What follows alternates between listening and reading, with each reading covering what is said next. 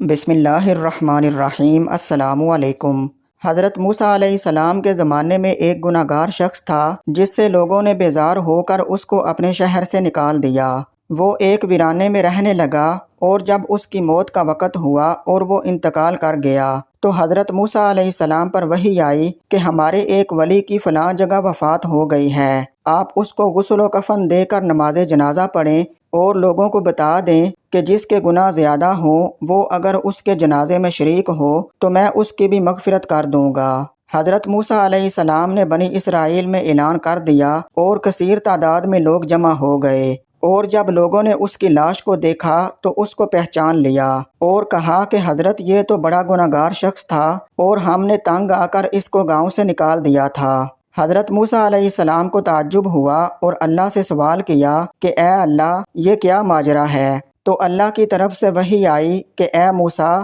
یہ بات تو سچ ہے کہ یہ گناہ گار تھا، مگر جب اس کی موت کا وقت آیا تو اس نے اپنے دائیں بائیں دیکھا تو اسے کوئی رشتہ دار یا دوست نظر نہیں آیا اور خود کو نہایت اکیلا محسوس کیا اور آسمان کی جانب نظر اٹھائی اور کہنے لگا، اے میرے پروردگار، میں تیرے بندوں میں سے ایک بندہ اور تیری بستیوں سے نکالا ہوا غریب الوطن ہوں۔ اگر میں یہ جانتا کہ مجھے عذاب دینے سے آپ کی حکومت میں کوئی زیادتی ہوتی ہے یا مجھے معاف کر دینے سے آپ کی حکومت میں کمی ہوتی ہے تو میں آپ سے مغفرت کا سوال نہ کرتا۔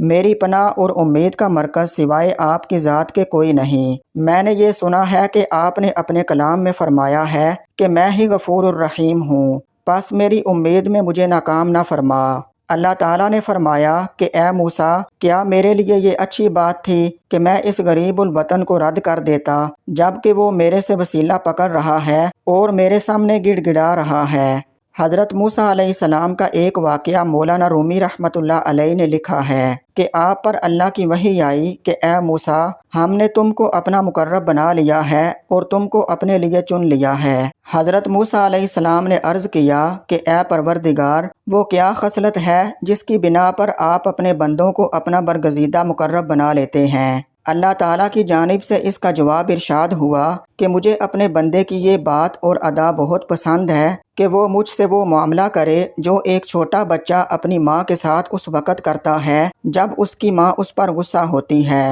اس وقت بچہ اپنی ماں کے ساتھ کیا معاملہ کرتا ہے، اس کو سنیے کہ جب ماں بچے کو تمانچہ مارتی ہے تو وہ ماں ہی کی طرف دوڑتا ہے اور اس سے لپٹ کر چلاتا ہے، یعنی یہ بچہ اپنی ماں کے سوا کسی سے مدد بھی نہیں چاہتا اور اپنی ماں ہی کو تمام خیر و شر کا سرچشمہ خیال کرتا ہے۔ اللہ تعالیٰ نے فرمایا کہ اے موسیٰ، یہ ہے وہ ادا جس کی وجہ سے میں بندے پر عنایت کرتا ہوں۔ اس سے معلوم ہوا کہ اللہ تعالیٰ کو بندے کی یہ ادا پسند ہے کہ وہ صرف اسی کو پکارے اور ہر وقت اسی سے لو لگائے۔